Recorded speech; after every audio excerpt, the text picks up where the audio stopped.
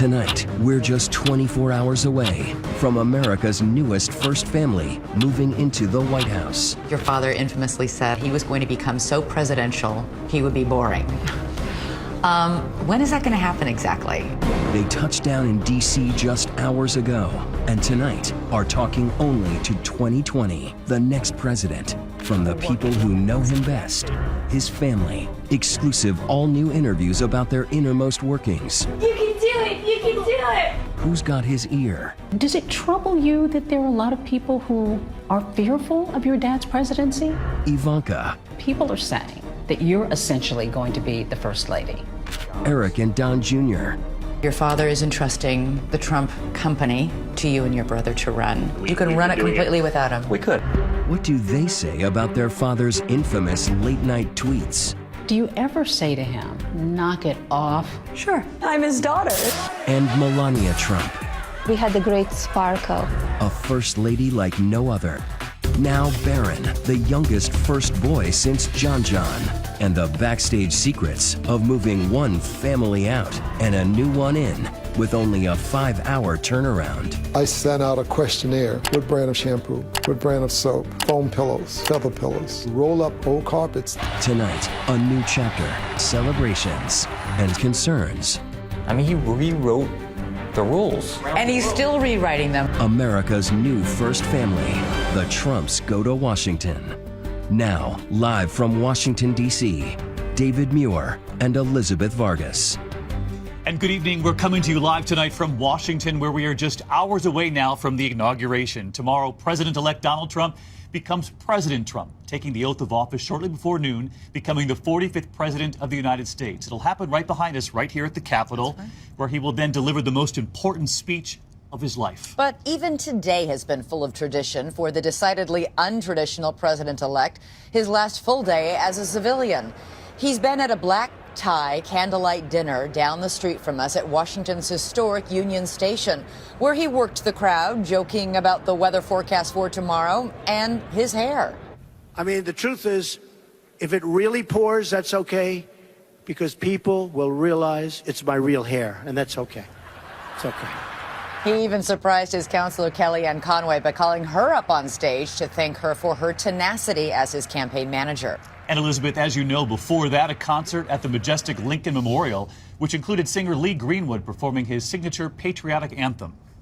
Well, I'm proud to be an American, where at least I know I'm free. And of course, by his side tonight, as we come on the air, the people who know him best, his family. And tonight, right here on 2020, they sit down with us, revealing details we've never heard before about the father they acknowledge doesn't quite know how he'll feel when he takes that oath. That's right, and we start with Ivanka Trump, the president-elect's favorite child, according to her brothers, the peacekeeper to his sometimes quick temper, keeping on message when the president-elect goes off. She opened up to Deborah Roberts this week in this exclusive interview. You could say that Ivanka Trump's life has prepared her to become a first daughter. Born between brothers Don Jr. and Eric during her father's first marriage to Ivana, hers was a gold-plated girlhood, more diamonds than denim. With enough beauty to work as a model and the brains to earn an economics degree from Wharton. She's clearly the apple of her father's eye. Who is his favorite? I'm going with Ivanka. I'm going with Ivanka. This week, 35-year-old Ivanka is in a whirlwind. Days before inauguration, she invited 2020 to her offices in Trump Tower on Fifth Avenue, now an armed fortress. Welcome. Thank you. So this is brand new. Brand new. We've had other office spaces, but we just moved into this one. And it's likely to be one of her last visits for a while. In true Trump fashion, Ivanka is firing herself, stepping away from the Trump organization and her own apparel and accessories business. Happy birthday! She and husband Jared Kushner, along with their 3 young children, are moving into a $5.5 million home in one of Washington's most exclusive neighborhoods, just around the corner from the Obama's new digs. What are you saying to them about this new venture, and what are you saying about Grandpa's new job? I tell them that their grandfather is going to Washington, D.C. with the goal of helping as many people as he possibly can, and their father, and I want to contribute to that in any way that we are able. But in the meantime, boxes around the house, the moving van about to back up. And that. We have boxes coming out of our ears, so we've got them piled up to the ceilings. Grab an apple! Ivanka's known to share private family moments on social media, the nurturing side of Washington's newest power couple. Apples we just picked from the orchard. Her Instagram filled with home videos and family photos. You can do it! You can do it! Ivanka Trump and her family accosted and harassed on a JetBlue flight by... But there's a downside to their new public life. She and her children were harassed recently by a fellow passenger on a commercial flight. Some guy went up to her and started giving her a hard time and told her that her father was ruining the country. Was that frightening? What was that like for you? And a lot of people were asking, what was she doing on a commercial flight anyway? Well, I think it's never okay to harass anyone, regardless of what your viewpoints are, especially when you're with children. But, I think that this is a new world, and I'm adjusting. Ivanka. She says that low point is overshadowed by the high moments, which began at Trump Tower in June 2015. Today, I have the honor of introducing a man who needs no introduction. Ivanka became a tireless booster for her billionaire dad. Ivanka joined her father overnight on the campaign trail. A regular on the campaign trail. Our next president and my father. That tight dad-daughter bond, coupled with news that Trump's wife Melania and son Barron won't move to the White House right away. The future First Lady Melania and her son Barron, we've learned, are expected to stay in New York at least through next spring. Has fueled speculation about Ivanka's role. People are saying that you're essentially going to be the First Lady. There's one First Lady, and Melania will be an unbelievable First Lady. I'm incredibly proud of her. She is intelligent, warm, caring. She's a remarkable person. Will you have an office in the East Wing? Do you have a sense of what you think you want to carve out as a role? Today, my focus is really just moving to Washington, traveling around the country, and listening and getting great feedback on how I can add positive value. She says she's still figuring out her role, but it's clear Jarrett, her husband of 7 years, will be a key player. Like his wife, Jarrett knows a life of privilege. A Harvard grad, he too comes from a family who made a fortune in real estate, even more than the Trumps. The Kushners are an Orthodox Jewish family. Ivanka converted. Unlike her, she says her husband shies away from the spotlight. A lot of people don't know your husband. Give us a sense of who he is. I mean, he's the kind of the mystery guy in the background. He's a remarkable human being. He's kind and thoughtful. I feel in a lot of ways. We got married pretty young by, I guess, New York standards, and I feel like we've really grown up together, and now we have 3 children. And he's an unbelievable father. Does he change diapers? He does. Yes. He does. There will likely be fewer Pampers in his future. Kushner, named a senior White House advisor, is about to become one of the most powerful men in the West Wing. When meeting Ivanka, there's no denying her diplomatic skills. Despite the ice-cold tension between her dad and Hillary Clinton, when they wouldn't even shake hands during the second debate, Ivanka and Chelsea Clinton found a warmer moment. She's a very good friend of mine. She's been a friend of mine long before the campaign, through the campaign. And you're still friends? Of course. Will be a friend of mine after. So I haven't spoken about the specific challenges about this next chapter with her just yet, but I intend to. Details matter to Ivanka Trump. She's even writing a new book called Women Who Work as a guide to help women achieve success. Book proceeds will go to charity. Critics would quickly point out the irony. You know there's going to be a march with a lot of women who feel that your dad is going to set women back, going to turn back the clock. What do you say to those women who are fearful? I say give my father a chance. I think that what he's shown his entire life is his support and advocacy of women. Her father also ignites controversy with his shoot-from-the-lip tweeting. Your dad has become known for his relentless tweets. Do you ever say to him, knock it off, let it go? Sure. You do? Sure. And does he listen? I'm his daughter, so I give him my feedback, solicited or otherwise. You know, it's It's a unique moment because he has so many people that are engaged with him who he can bring his message to directly. It's very powerful, but of course at times I tell him not to. So does he listen to you? Does anybody say, depends on the day? Depends on the day. We're in a divided nation right now. Does it trouble you that there are a lot of people who are fearful of your dad's presidency? Yeah. The country is very divided, and it has been very divided. And I have seen my whole life, my father is an incredible unifier. So for every critic, I would say, give him time, let him come into office, let him prove you wrong. Your dad's speech will probably be more important than anyone he's ever given. Have you weighed in on his inauguration speech? Do you have a sense of what he's going to say? He's been working on it extensively. It's excellent, and he's still refining it. Just like his speech on election night, it will focus on unity, on optimism, and on the future. Short, sweet, long, do you know? It's not overly long, and it's not too short. Ivanka Trump's life is about to change dramatically, but she says not completely. Friday after he's sworn in, is he Dad? Is he Mr. President? What are you going to call him? He's always Dad. He's always Dad. And while you heard Deborah ask there, the first daughter hasn't said if she'll have an office in the White House or any kind of official role, but you know she's going to be a trusted confidant for her father. As she said, he's always Dad. Always Dad.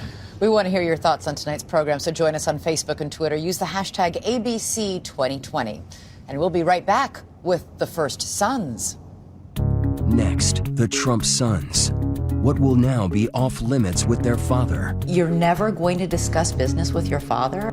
And do they think he's hit his own off limits on Twitter? Should he be calling people liar, loser, sleazebag? Sometimes he's right. When we return.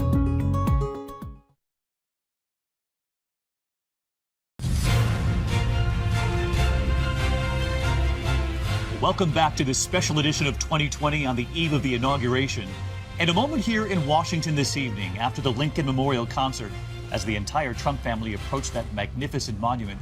One of the most iconic landmarks here in D.C., Donald Trump standing before Lincoln as Mr. Trump is now about to become leader of the free world. But President-elect Trump's sons have other shoes to fill, their fathers.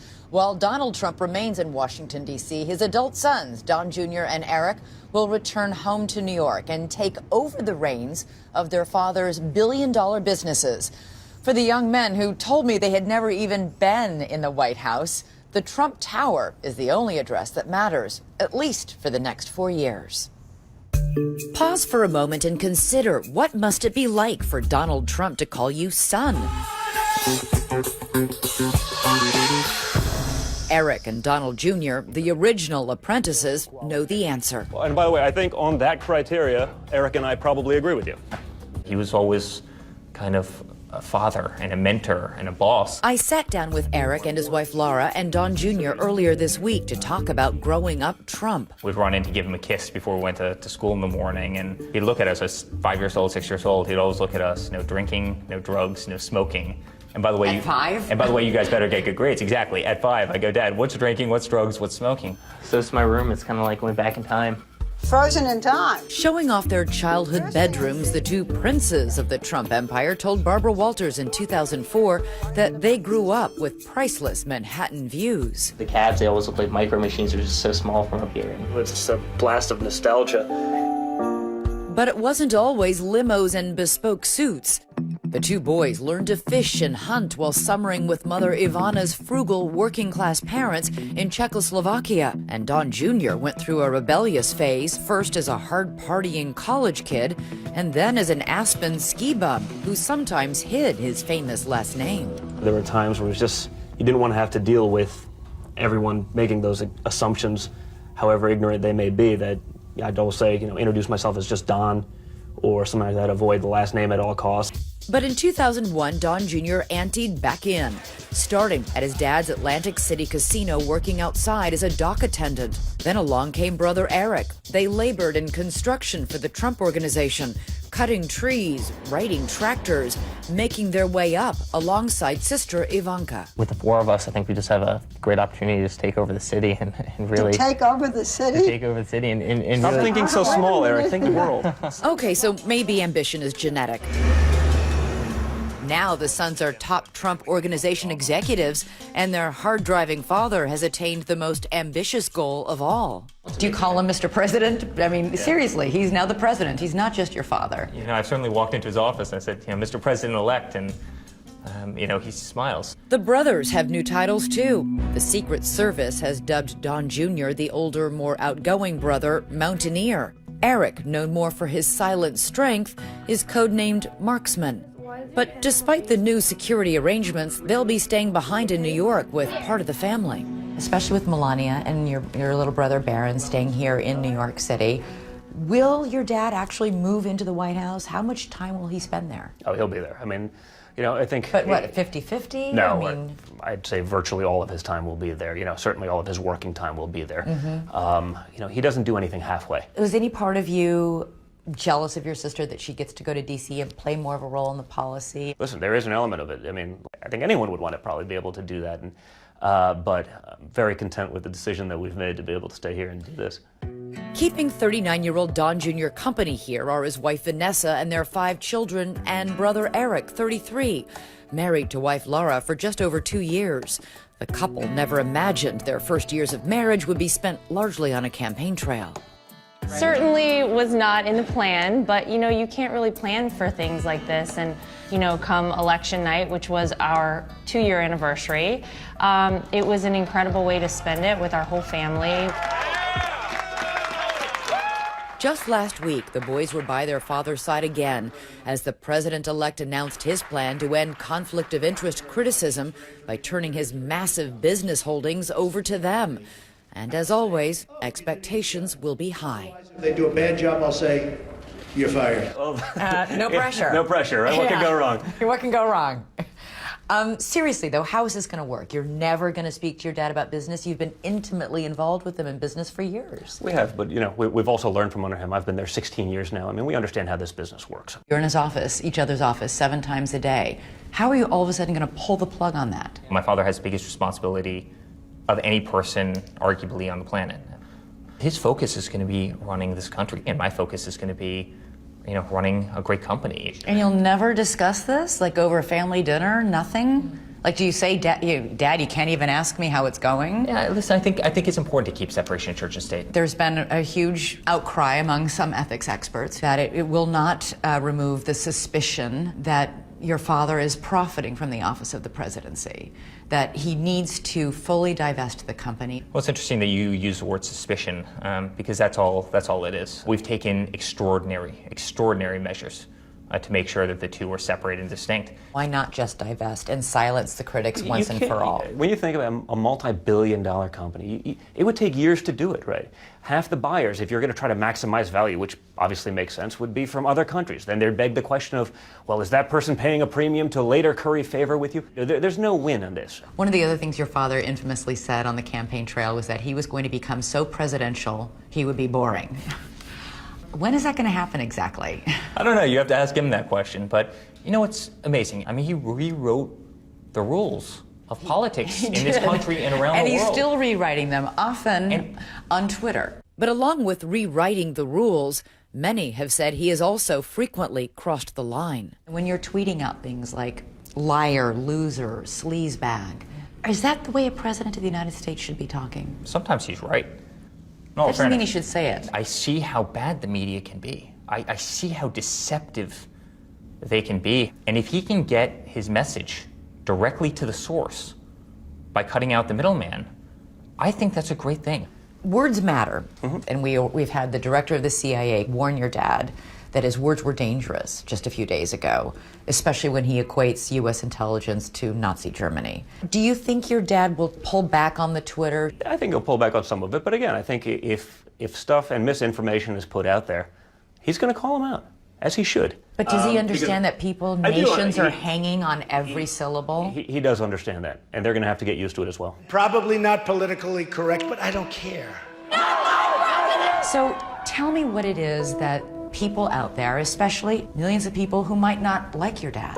What don't they know about your dad and father-in-law? Well, first of all, he's got a heart of gold. He was the greatest father in the world to Don, Ivanka, and I. Are you gonna fight? To all those people out there, even the ones that are out protesting in the streets, the ones that will be protesting on Inauguration Day, I think once they see that he really cares about this country, when they have a little more money in their pockets, when they feel like their children have a better outlook on life, they have a little better education, and they have real hope for the future, I think those people may not tell anyone, but they're going to vote for him for a second term. Next, Melania Trump, the woman beside the man, in her own words. I don't think he's nasty, I think he's tough. The First Lady with so many firsts. This is the first time we've ever had a First Lady not move to the White House. The first third wife of a president. When we return.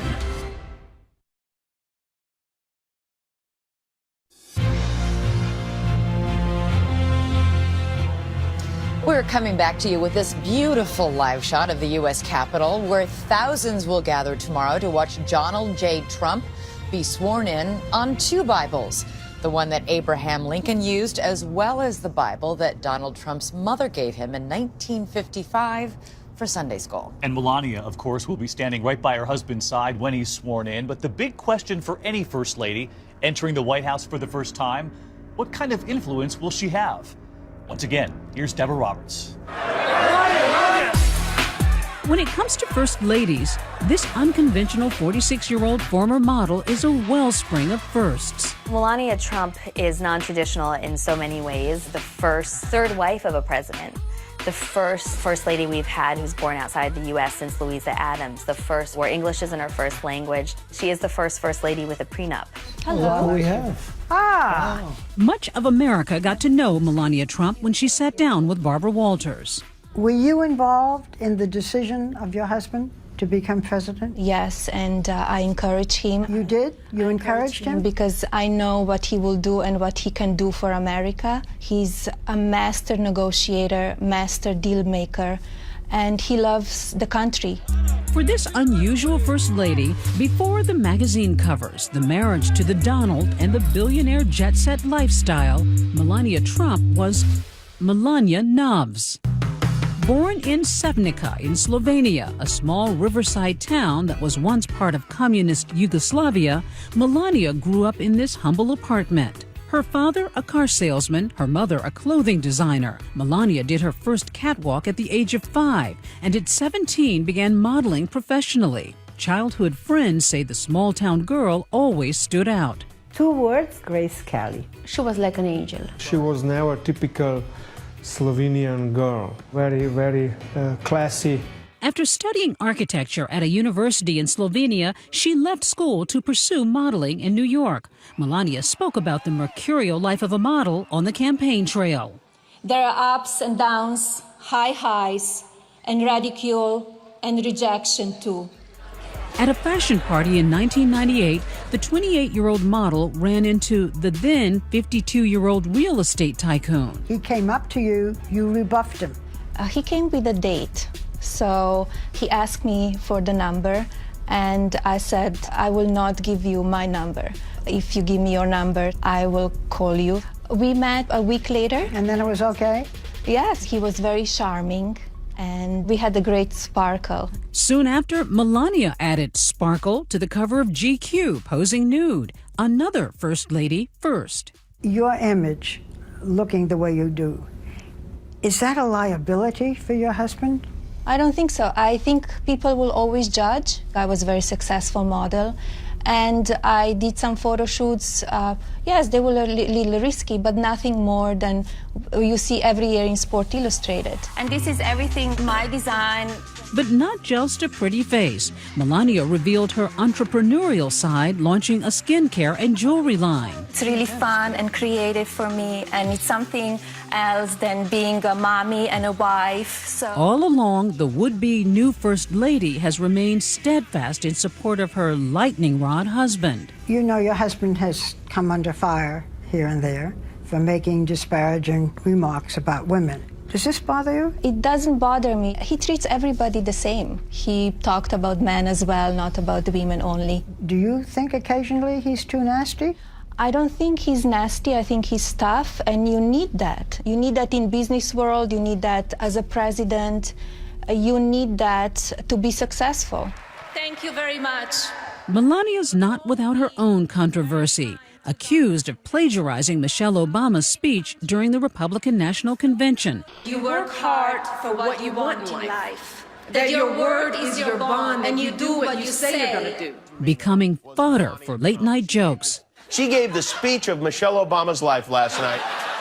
Even her husband couldn't resist. Michelle Obama gives a speech, and everyone loves it. My wife, Melania, gives the exact same speech, and people get on her case. However, Melania recently vowed to make a cause her very own, cyberbullying. It's very bad out there, and children get hurt by social media, by what's going on, and by negativity. It's a real problem in schools. Douglas Brinkley is a presidential historian and author of the book Rightful Heritage. She wants to pick up the issue of cyberbullying, which caused some laughter by some people because Donald Trump seems to do that himself quite a bit, but nevertheless, her point's well taken. But when the new president unpacks his toothbrush and bathrobe in their new home, Melania won't be joining him, adding to her list of firsts, says Kate Anderson Brower, author of First Women. This is the first time we've ever had a first lady not move to the White House since, Martha Washington, when there was no White House. Instead, Mrs. Trump will remain at the couple's New York luxury penthouse, at least until 10-year-old son Barron finishes the school year. I'd give a lot of credit to Melania to preserve that level of privacy for herself and her son with somebody as such a high profile as Donald Trump. And once she does move to Washington, the question will be just how much this unconventional First Lady of firsts will change the White House and how much it will change her. Next, Barron goes to Daddy's office, but will he go to the White House? Last time we had a young boy in the White House, and you had John Kennedy Jr. Growing up in a playground like none other, complete with Secret Service code names. Guess who had turquoise and twinkle? When we return.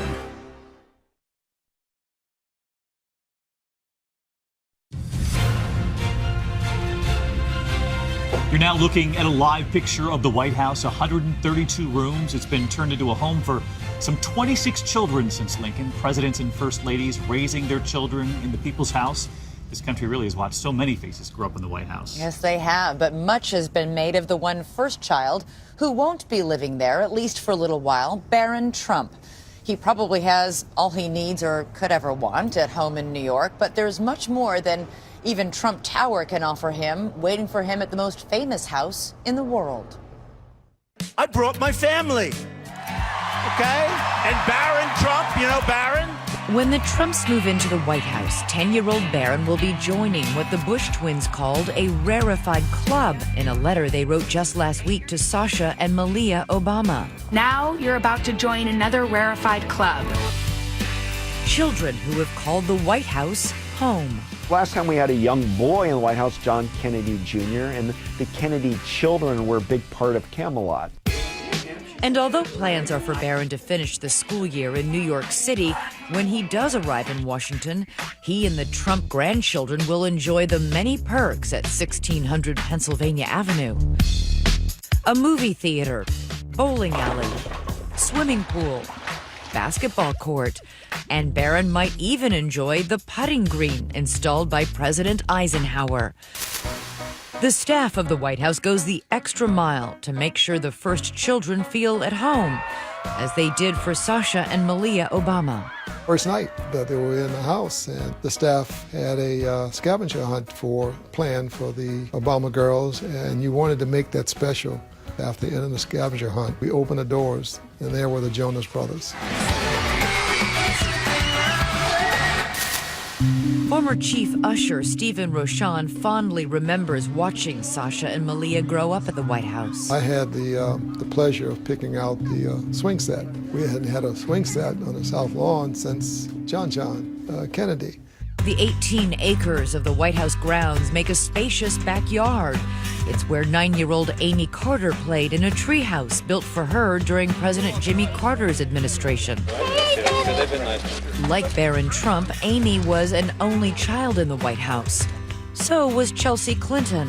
Steve Ford, son of President Gerald Ford, wrote a letter to Chelsea when her father Bill Clinton was elected president. And I thought, gosh, what a tough situation she will have, because she had no siblings. She had no peer group her age. I wrote a letter and said, you know, make your Secret Service guys your best friends. Steve was 18 when President Richard Nixon resigned. I, Gerald R. Ford. Steve's father became the 38th president of the United States. Dad gets sworn in as president. We don't get to move in the White House. We have to go back to our little house in suburbia. That night, we're having a family dinner. Mom's cooking the family dinner, and she goes, Jerry, something's wrong here. You just became president of the United States, and I'm still cooking. They had to wait a week until the Nixons moved out. Steve still remembers his first night in the White House. I called my best friend, you gotta come over here. This place is incredible, right? And there's a solarium up on the roof of the White House. We set my stereo up, and I think we were playing Led Zeppelin's Stairway to Heaven. And it was like Dumb and Dumber on the roof of the White House. And she's buying the stairway to heaven. The Trumps, like other first families, will face the challenge of making the 132-room mansion feel like a family home. And security being a priority, sometimes it's easier to bring the party to you. So I think it should be a pretty room. Jackie Kennedy converted the solarium on the 3rd floor into a kindergarten for daughter Caroline. Later, that same space would become a family room where Malia and Sasha had sleepovers. It was like you would find in any house in suburban America. So it was as normal as it could be, although they had a view of, you know, the Washington Monument out of their window. It could be the same view Barron sees from his new bedroom, potentially one formerly occupied by Caroline and John Kennedy on the 2nd floor. The older Trump children might sleep in the 3rd floor bedrooms where Ron Reagan Jr. stayed. Another unique aspect of being the first son or daughter is your own Secret Service detail. Here is Steve Ford's in Montana, his agents decked out in cowboy gear. You also get a code name. My code name was Peso. His sister Susan Ford was Panda. The Bush twins were Turquoise and Twinkle. Sasha was Rosebud. Malia, Radiance.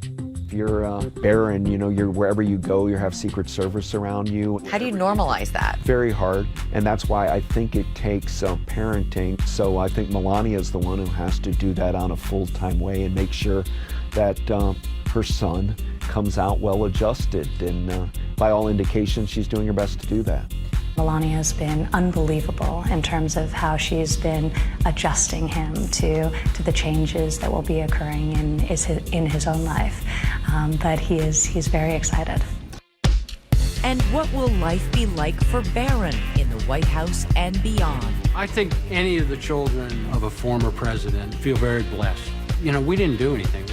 We were along for the rides. I look back on my life and just, you know, thank God that this is the life I got. When we return, the former family out, the new one in all of 5 hours. So the minute the door shuts after the Obamas leave, frenzy. Changing everything from the chef to the sheets. But will the Trumps bring on the bling? The White House is the White House. Next.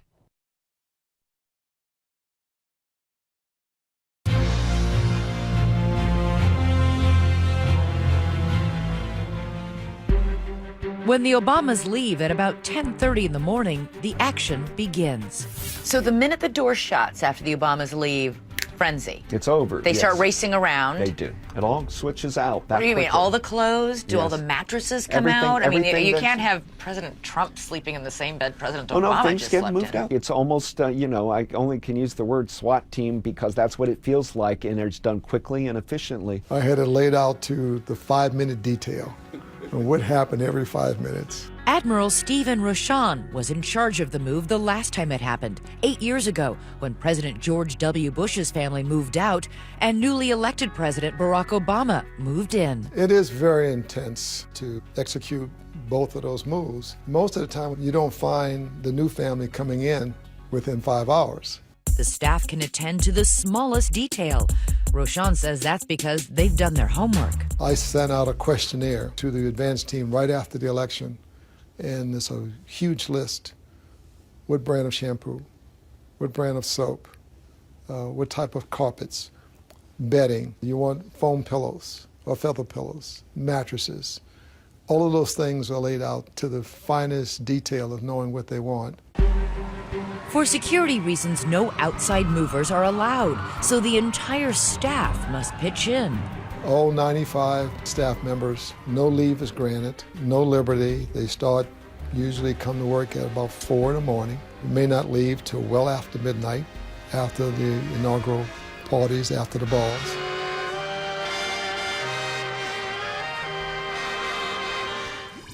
Moving trucks for both families occupy the sweeping driveway. You have one truck on the south lawn facing south, and the other truck on the south lawn facing north, ready to move in.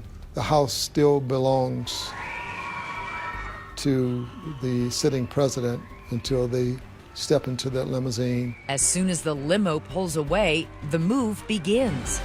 And it's no small task. The White House is a 3-story, 132-room mansion. While the ground floor is open to the public, the first family occupies the second and third floors, with 16 bedrooms, 35 bathrooms, family rooms, and a private kitchen. It's about 20,000 square feet of living space, which means the Trumps will be downsizing from their 30,000 square foot penthouse in New York City. For many, the White House is a step up. I am looking around this room. The White House might be a step down. The White House is the White House. It's just a spectacular place. And, you know, it's something that represents something very special. The new first family is free to decorate the top 2 private floors however they like, but the first floor rooms are too historically significant to change. So the idea that Donald Trump is going to come in and bling out the White House, that's not really possible. And it's not just decor. There's also the question of cuisine. You might want to change things around. The Obamas famously had a very healthy chef. Donald Trump might be doing fast food. Burger. I mean, it's fun. So, yeah, there's no question the White House is the imprint of whoever the president of the moment is. The Obamas put their own imprint on the White House, and although the president's private residence is typically off limits, the public recently got a glimpse behind the scenes when the Obamas opened their home to Architectural Digest. There's a real fascination with how would people with so much stature and power live in their private time. You can see personal touches of each administration and how they want to live. But few improvements are as famous as Jackie Kennedy's. That's the oldest thing in the White House. When she renovated the White House during JFK's presidency. Here she is giving a tour that was broadcast in 1962. With all the precision and the preparations, ultimately, Rochon says moving day can be emotional. Greeting Barack Obama held special significance for Rochon. Being the first African-American chief usher, here I am having the opportunity to say welcome home, Mr. President, to the first African-American president. And he still remembers the feeling of saying goodbye to George and Laura Bush. And I remember Inauguration Day in the morning to say farewell in the East Room, and there wasn't a dry eye in the room, including the Bushes. You really get attached. They get attached to you. It does become family. And there will no doubt be plenty more tears from the staff tomorrow when the Obamas move out. It's always such a difficult moment when a first family says goodbye to the staff that's really become their own family, too. Yeah, when we come back here tonight, what you can expect to see tomorrow: pomp and circumstance, high fashion balls, and the changing of the guard. A president and a president-elect sharing that ride at the Capitol. It's always so intriguing. Elizabeth and I will be right back as we show you the fireworks over the Lincoln Memorial this evening.